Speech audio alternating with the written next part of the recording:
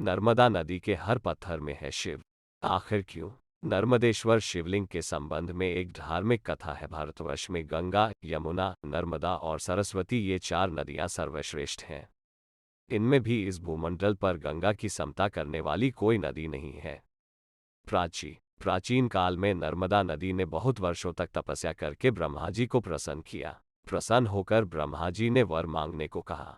नर्मदा जी ने कहा, ब्रह्मा जी, यदि आप मुझ पर प्रसन्न हैं तो मुझे गंगा जी के समान कर दीजिए। ब्रह्मा जी ने मुस्कराते हुए कहा, यदि कोई दूसरा भगवान शिव की बराबरी कर ले, कोई दूसरा पुरुष भगवान विष्णु के समान हो जाए, कोई दूसरी नारी पार्वती जी की समानता कर ले और कोई दूसरी नगरी काशीपुरी की बराबरी कर सके तो कोई दूसरी नदी भी गंगा के समान हो सकती है।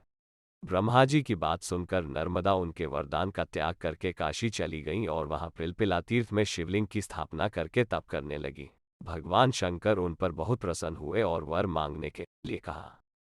नर्मदा ने कहा, भगवान, तुच्छ वर मांगने से क्या लाभ, बस आपके चरण कमलों में मेरी भक्ति बनी रहे। नर्मदा की बात सुनकर भगवान शंकर बहुत प्रसन्न हो गए और बोले, नर्मदे, तुम्हारे तट पर जितने भी प्रस्तर खंड पत्थर हैं वे सब मेरे वर से शिवलिंग रूप हो जाएंगे।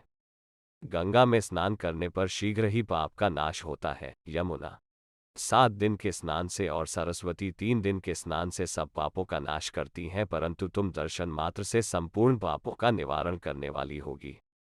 तुमने जो नर्मदेश्वर शिवलिंग की स्थापना की है वह पुण्य और मोक्ष देने वाला होगा। भगवान शंकर उसी लिंग में लीन हो गए। इतनी पवित्रता पाकर नर्मदा भी प्रसन्न गई। इसलिए कहा जाता है, नर्मदा का हर कंकर महादेव शंकर है। हर हर महादेव।